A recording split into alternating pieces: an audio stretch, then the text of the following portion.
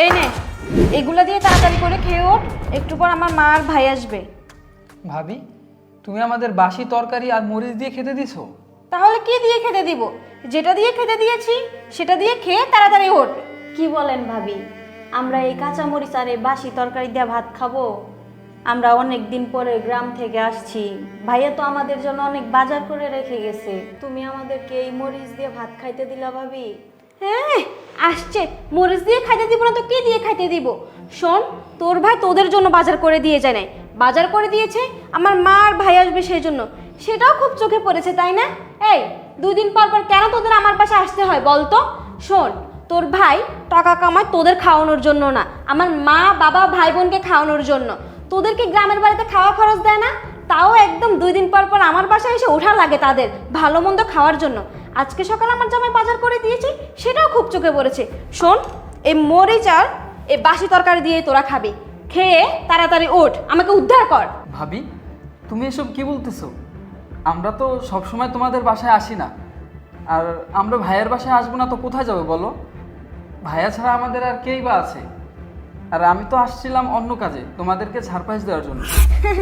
Surprise দিতে আসছিস? কি সারপ্রাইজ? মনে হয় গ্রামে অটোরিকশা কিনেছিস, সেই সারপ্রাইজ দিবি?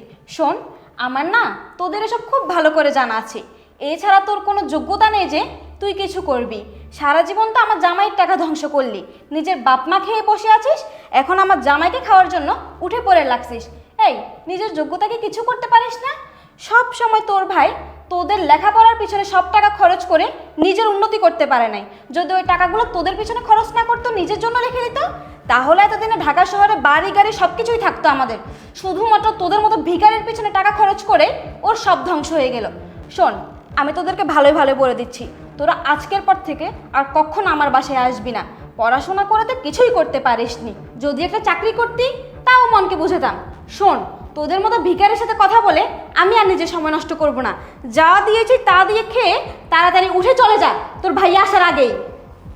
ভাবি, তুমি এসব কি বলতেছো? ভাইয়া আসার আগে আমরা চলে যাব? কিন্তু আমরা তো এসেছিলাম তোমাকে আর ভাইয়াকে একটা খুশির খবর দেওয়ার জন্য। এই থাম তো, তোদের মতো ভিখারি মার্কা কোনো খুশির খবর তোর ভাই শোনার জন্য অপেক্ষা করবে না। যা, তোদের খাওয়াবো না, বাসা থেকে বের হ, বের হ। আরে তুমি তুমি চলে আসছো তো তাড়াতাড়ি? হ্যাঁ, আমি চলে আসছি, কিন্তু তুমি কি করতেছো? হ্যাঁ, আমি তো তোমার ভাই আর বোনকে খাবার দিচ্ছিলাম, কিন্তু তুমি এত তাড়াতাড়ি চলে আসলে, তোমার তো আরো পরে আসার কথা ছিল। আরে হ্যাঁ, আমার তো আরও পরে আসার কথা ছিল, কিন্তু ভাবতেছি আমার ছোট ভাই ছোট বোন আজকে আমার বাসায় আসছে, তাই একটু আগে আগে ছুটি নিয়ে চলে আসছি। আর তুমি ওদেরকে ভাত দিতেছো, ওদের প্লেটে এরকম কাঁচা মরিচ কেন? আমি তো কিছুই বুঝলাম না। আসলে হয়েছে কি, ওরা তো গ্রামের খাবার খেতে অভ্যস্ত, আমি ওদের মাংস দিয়েই ভাত দিয়েছিলাম, কিন্তু ওরা বলতেছে ভাবি মাংস ভালো লাগে না খেতে, তুমি আমাদেরকে কাঁচা মরিচ আর কোনো তরকারি থাকলে দাও, এর জন্যই এগুলো দিয়ে খেতে দিছি। কি রে জিসান, তানিয়া বল। হ্যাঁ ভাইয়া, আমরাই ভাবিকে বলেছি আমরা মরিচ দিয়ে ভাত খাবো। চুপ কর, আর একটি কথাও তোরা বলিস না। তোদের ভাবি তোদেরকে এত অপমান করার পরেও সেই ভাবির পক্ষ নিচ্ছিস? আরে কি বলতেছো তুমি এসব? আমি ওদের অপমান করতে যাব কেন? ওরা তো আমার ছোট ভাই বোনের মতো। ওরা তোর ছোট ভাই বোনের মতো? আরে ওরা যদি তোর ছোট ভাই বোনের মতো হতো, তাহলে ওদেরকে এরকম কাঁচা মরিচ এবং বাসি তরকারি দিয়ে তাদেরকে ভাত খাইতে দিতি না। তাদেরকে গরুর মাংস, পোলাও এবং কি ভালো ভালো যে খাবারগুলো আমি সকালবেলা এনে দিয়েছিলাম, সেগুলা দিয়ে তুমি খেতে দিতা। তুমি কি বললো তাদেরকে? কি বললো তুমি? আমি সব কিছু দরজার আড়াল থেকে শুনে ফেলছি। তুমি কি ভাবছো আমি বাসায় এখন আসছি? আরে না, আমি সেই 10 মিনিট আগেই আসছি বাসায়। দরজা খুলতেই আমি সব কিছু দেখে ফেলছি।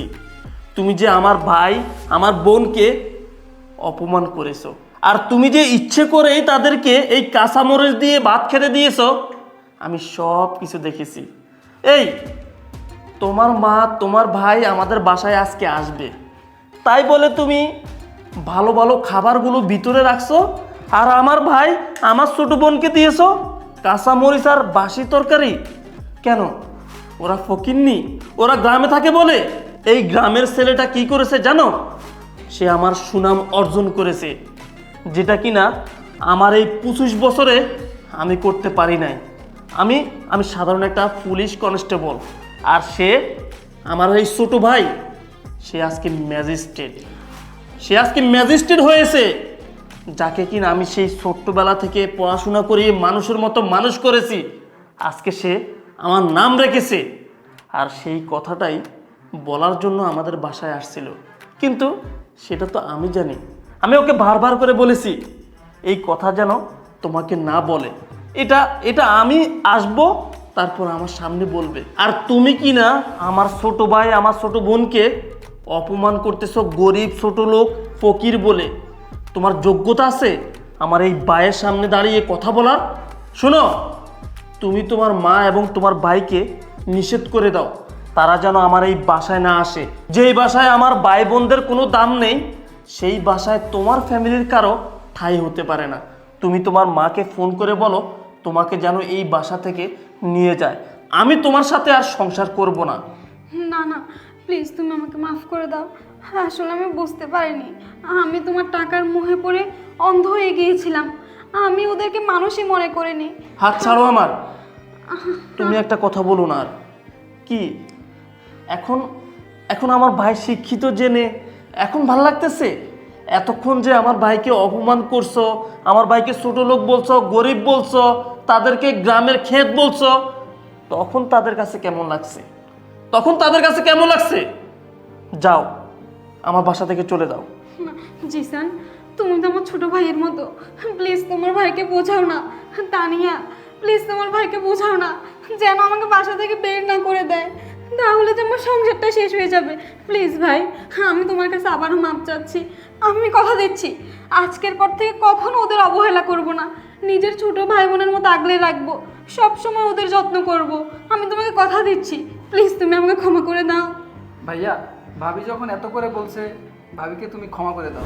আরে দেখ, যে ভাইকে এত অপমান করছস, সেই ভাইয়ে তোকে ক্ষমা করে দেওয়ার জন্য বলতেছে। শুধু শিক্ষিত হলে হয় না, মানুষের মতো মানুষ হওয়া লাগে।